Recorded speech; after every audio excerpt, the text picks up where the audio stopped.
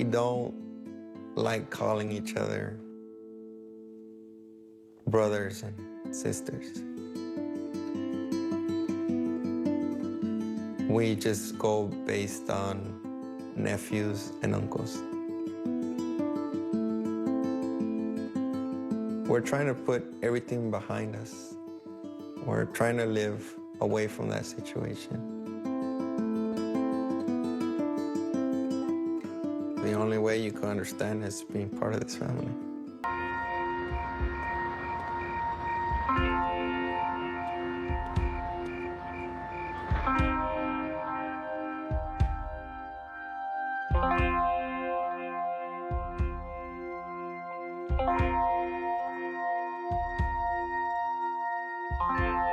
I was born at El Salvador. When I was about 3 years old, I was brought here with my sister to the States to reunite with her mom after she came here looking for something better for us.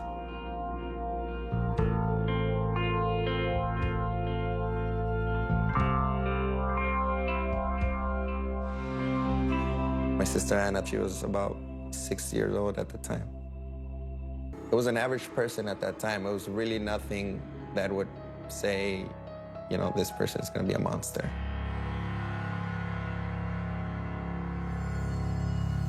Immigrants come to this country with stars in their eyes. They're looking for a better way of life. But it puts them at risk because they just may grab that first opportunity for stability.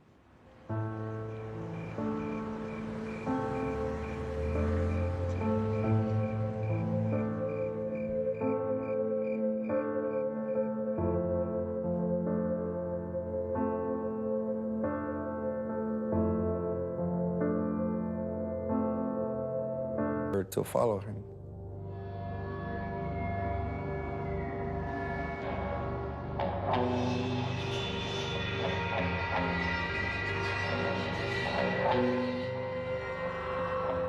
They did not know that I was watching.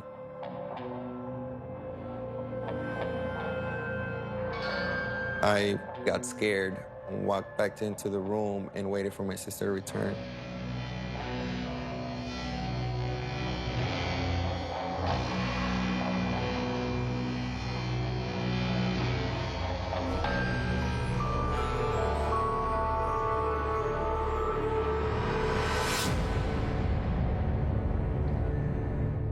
I told her, I just saw you guys in the sofa doing it.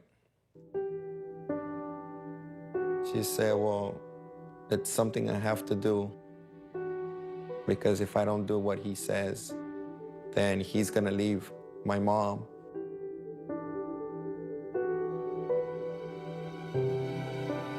She told me, I want you to promise me that you will never say anything. So I just, you know, went with it and not said anything because I didn't want anything like that to actually happen.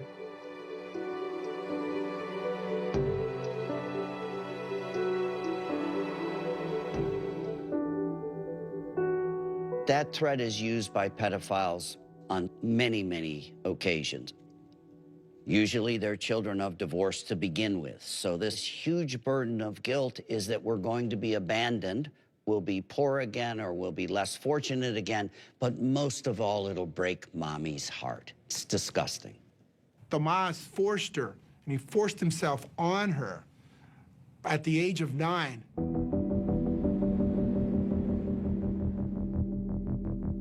During those intervening years, Tomas sexually molested her continually.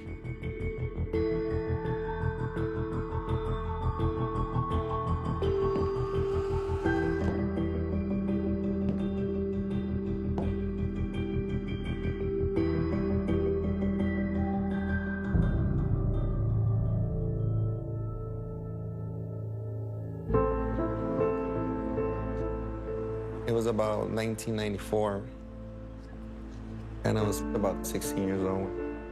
My mom went out to work. So that day she called them, let them know that she was getting off later. But it wasn't true. She was already on the way home. Tomas saw an opportunity.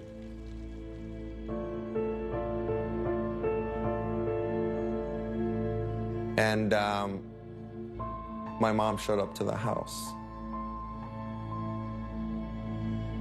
When I see my mom come in, and I automatically think, oh, this is it. This is where everybody's gonna, everything's gonna explode.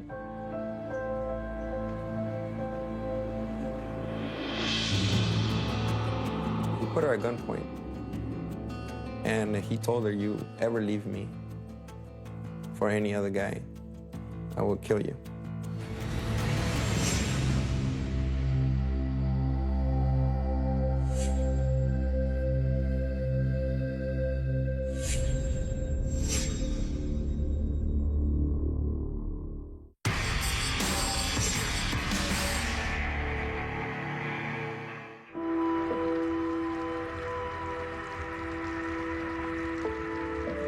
My mom got Tomas and Anna.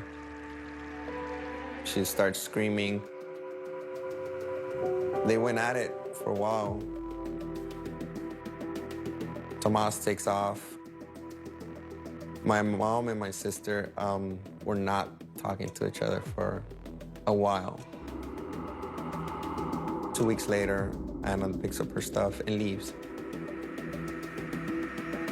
She ended up taking off with Tomas to an apartment in Long Beach. When Anna runs off with Tomas, she's 15 years old. She has absolutely no family in this country. She has no friends. And she has this man who has his own place and has his own job. And so that's why she went ahead and ultimately ended up living with him.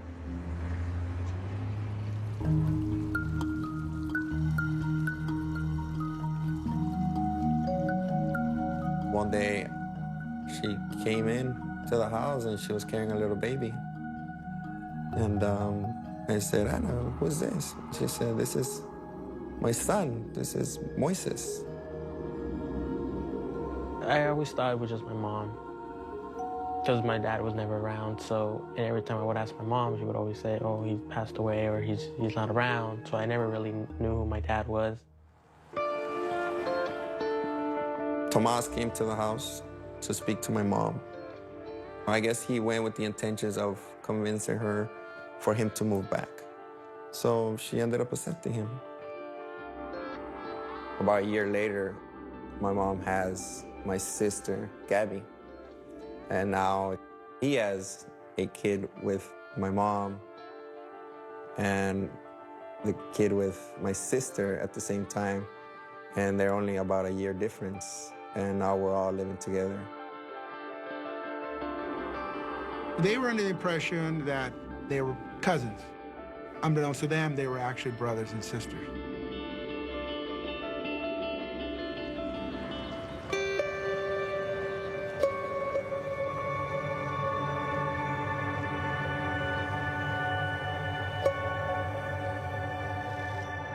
It was about 2001.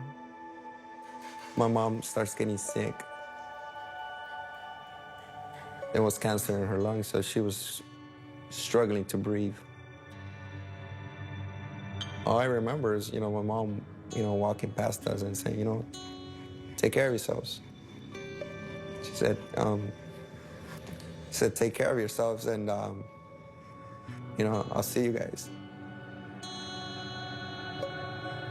When Lydia died of cancer, Anna now becomes the mother figure for both Gabriela and Moises and becomes the surrogate wife, if you will, of Tomas. I can't imagine going to my mother's funeral and knowing that as she was going through that torturous death process, that she knew the devil incarnate was going to take over her family. In 2003, my sister was pregnant again, bringing to life Rachel. And I asked her, who's the dad? And she looked at me in the eye, she said, Hugo, who else do you think?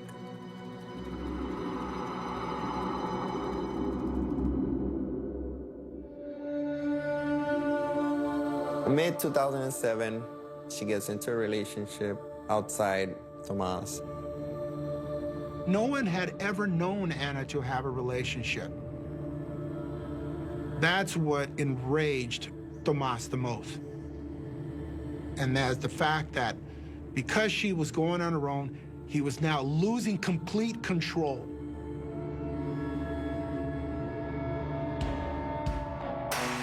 He put her at gunpoint, and he told her, "You ever leave me for any other guy, I will kill you." Tomas had taken advantage of her since she was 9 years old, and he wasn't going to allow her to be with anybody else, to have any happiness in her life.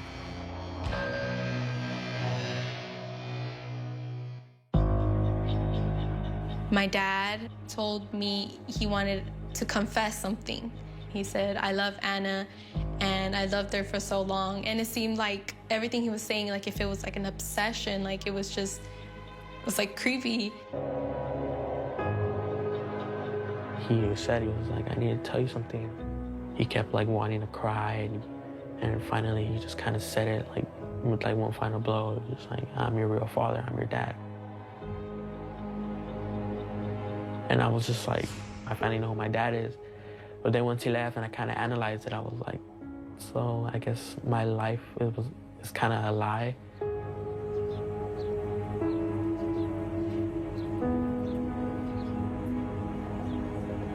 So Anna calls me, and she's very happy. She tells me, "Hugo, guess what? A miracle is gonna happen." I said, "What?" She says, "He said he's leaving me alone now, and that he's leaving to Mexico, and he wants nothing to do with us." I said, "Oh, yeah? So is he really leaving?"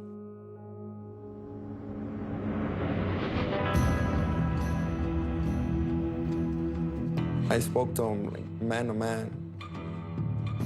He said, "Once you clear the kids from the apartment, call me."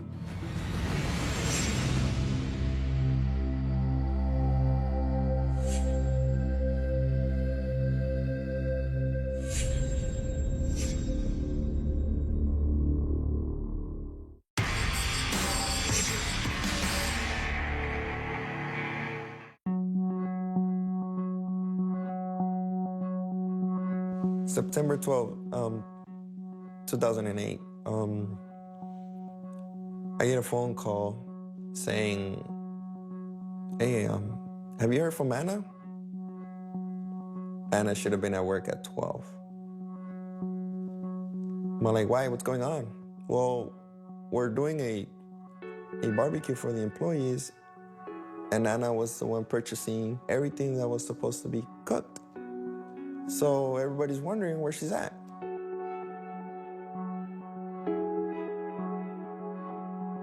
Called her about 5 times, left her a message. Never called back. She was very good at calling back, so she never called me back. We're just sitting in the living room, waiting to see if Anna will call back.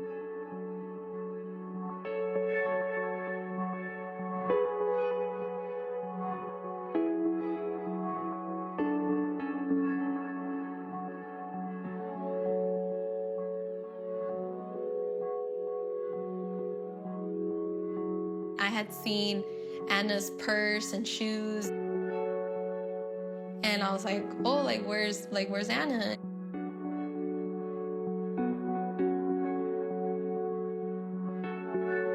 This was about 8 o'clock. They said, "If it comes to 9 o'clock, I'm calling the cops." Because it's very weird.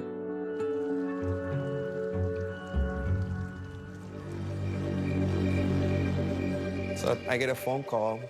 It was Tomas's brother asking me if I was in the apartment. Are the kids there? I said, "Yeah, we're all here." And I said, "What's going on?" He said, "Once you clear the kids from the apartment, call me." I spoke to him like man to man. "What did he do? What did he do to her?" And then he started crying.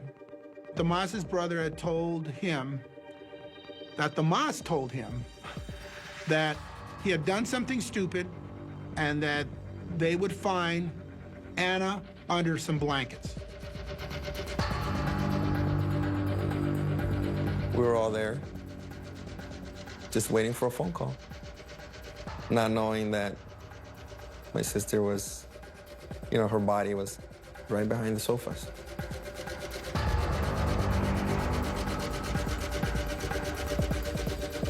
I decided to call the police because there was no more point of waiting.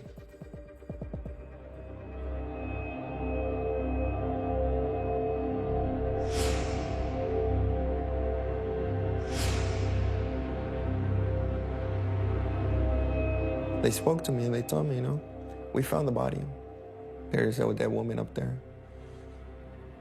And gave me one of her little bracelets with little elephants. And that kind of did it for me because I knew that was her.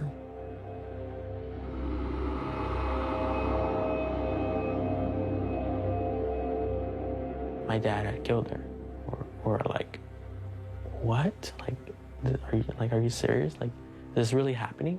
It was just hard to believe, hard to wrap around my head that, she's gone and she's, gone forever. And my dad's probably gonna be, gone forever as well. Tomas flew out to Guadalajara, Mexico. He took out about $40,000 from my mom's Social Security. So he kind of had everything planned out. I always thought that by me carrying Anna's big secret maybe made me an accomplice of what was going on. What would have happened if we wouldn't have waited so long? Maybe I'd still have my sister.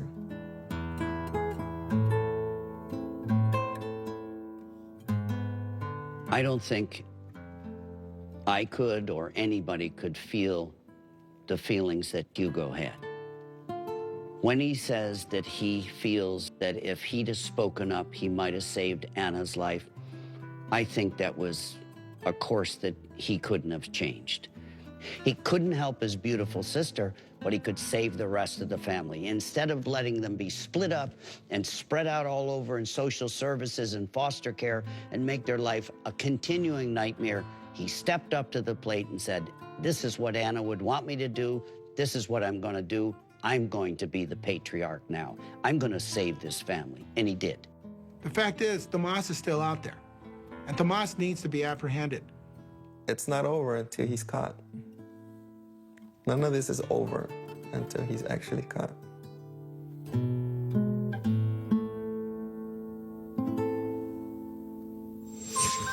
Tomas Gonzalez has 2 L-shaped scars, one on each elbow.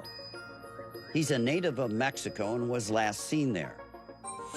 His last known job was as a roofer. If you've seen Tomas Gonzalez or know anything about his whereabouts, please call 1-866-THE-HUNT or go to our website at cnn.com/thehunt. You can remain anonymous. We'll pass your tip on to the proper authorities, and if requested, will not reveal your name.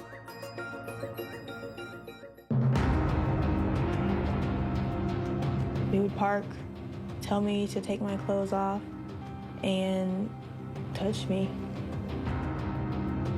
Because it's a police officer, there is a desire to get him off of the streets.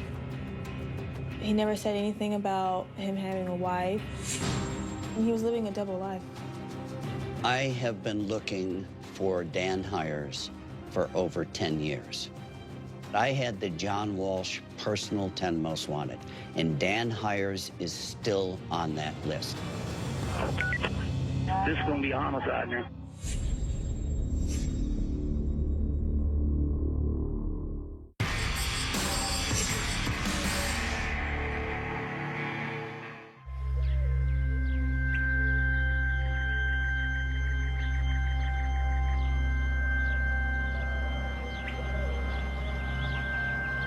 I've worked cases against pastors and preachers and, school teachers, but it being closer to home is because it's a police officer.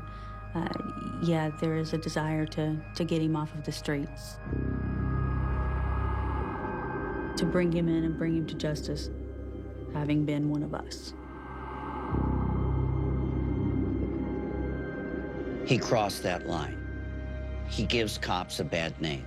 He's cunning, he's smart, former cop, and lucky. And someday his luck's gonna run out.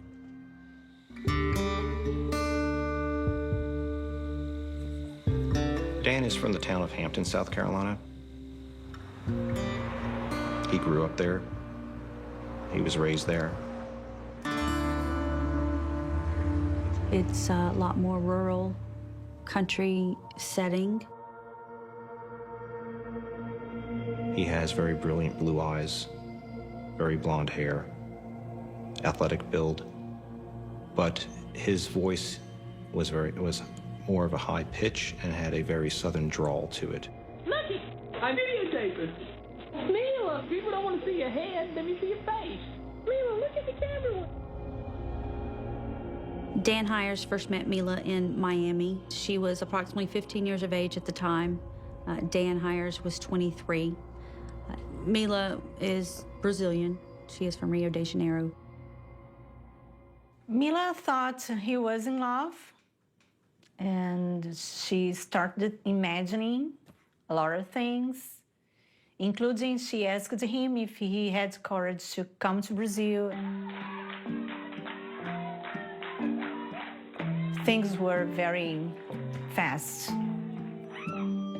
very strange.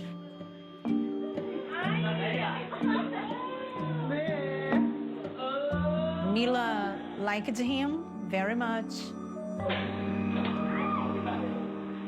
And she asked my father to allow her to get married. And after a lot of conversations, my father allowed her. Mila was 16 years old when she married him. She was very happy that day. The wedding certificate is inaccurate. It's not 1998 when they're married. That was falsified because I don't think he wanted people at his work knowing that he married a minor.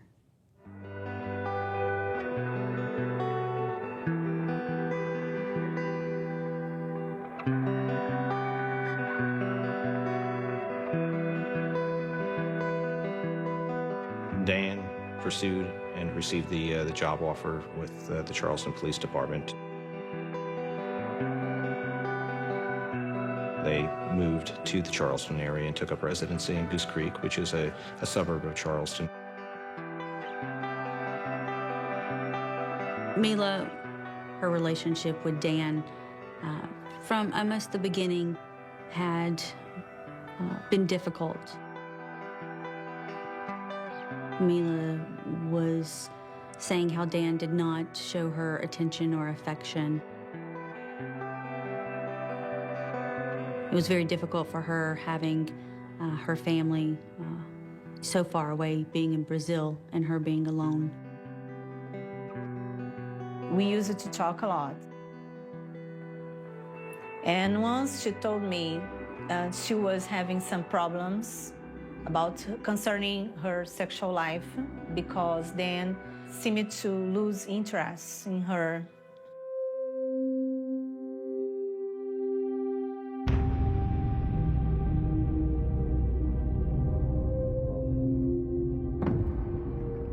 Dan was very much into martial arts, and he would frequent a dojo in a part of Charleston. When his session would be over and he would be leaving, another session would be starting where it was a much younger with the child's mother and offered to be some sort of role model because the girl's biological father was not in her life at the time.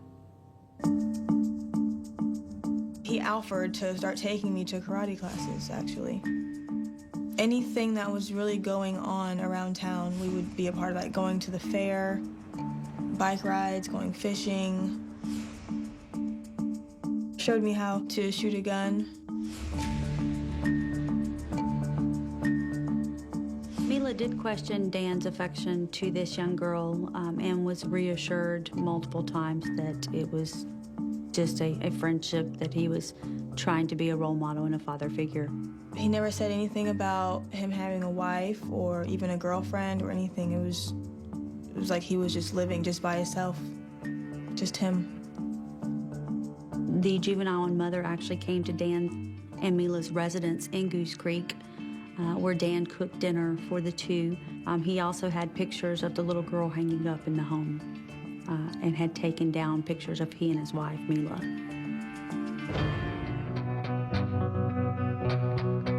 He only let us know what he wanted us to know about him. He was living a double life.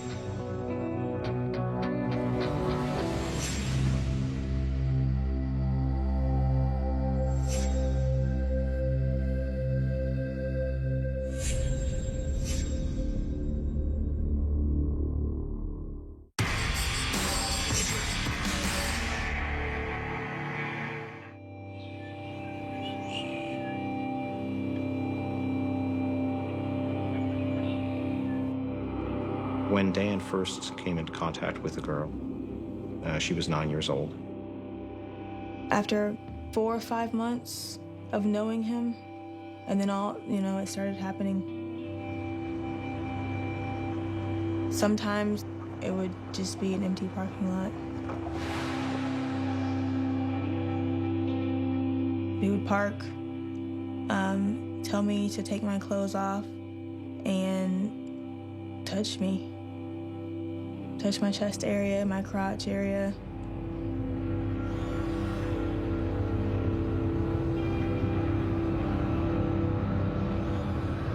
I was, what's going on? What are you doing? And he wouldn't even say anything.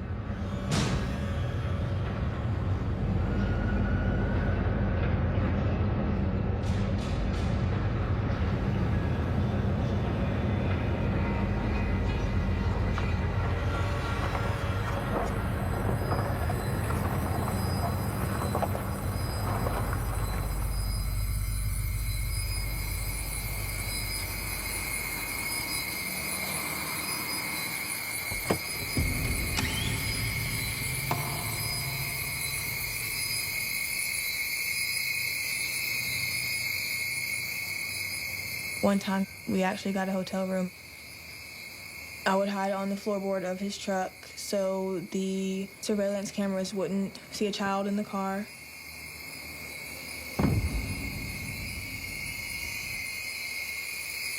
He would make sure that it would be the hotel with the doors on the outside. I had an idea. I already knew what was going to happen.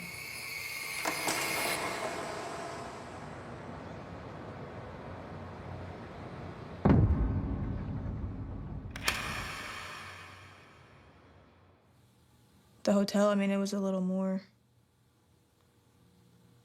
For the most part, I would just try not to remember and just try to black it all out.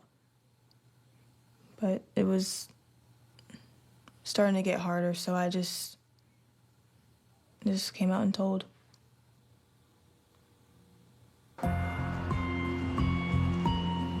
On November 23rd, 2004, I was contacted by Lieutenant Soderberg and requested to go with him to try to intervene at Dan Hires' residence. He was going to be arrested for charges of lewd act on a minor.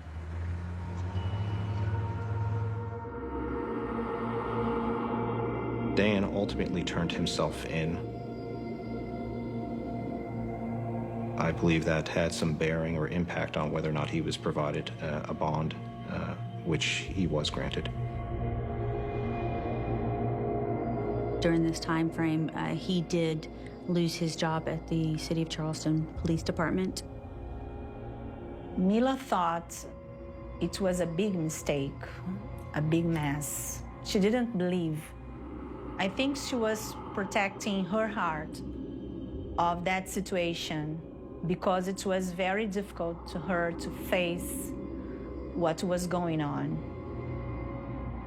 One of the saddest elements of this case is the phenomenal, loving quality of Mila, that she wanted to be such a good wife to Dan Hires She felt guilty that somehow she wasn't meeting his needs. She had no idea what his needs were. His needs were to rape little girls.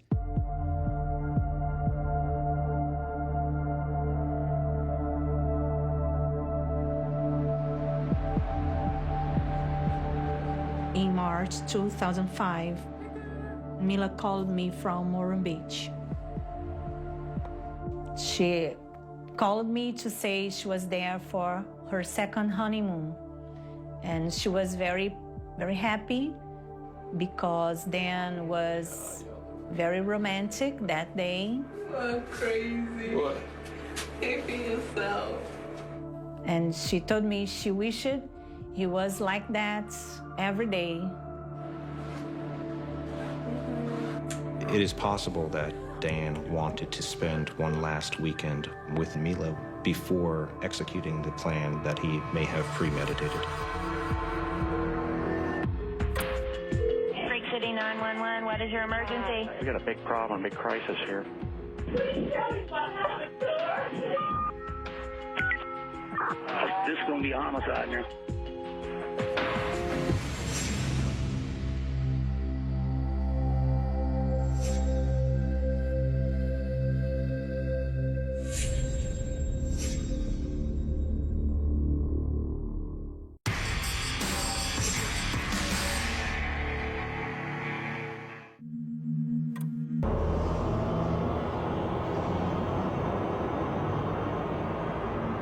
When they walked down the hallway, they saw that the master bedroom door had been closed.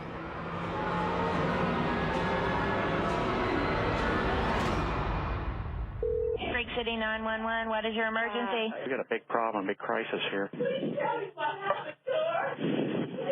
She's lying in the bed, and she's very stiff, very cold, and she's not breathing. Okay. Not at all. Hires. That's his name, Danny Hires? Dan Hires, yeah, and Mila. And he's not at the residence right now? I don't see him anywhere. This is going to be a homicide here. It just appeared she was lying there, most likely. He was seen withdrawing money from an ATM machine in Walterboro, South Carolina, which is about halfway between Goose Creek and Hampton. The image at the ATM machine is the last known photograph of Dan.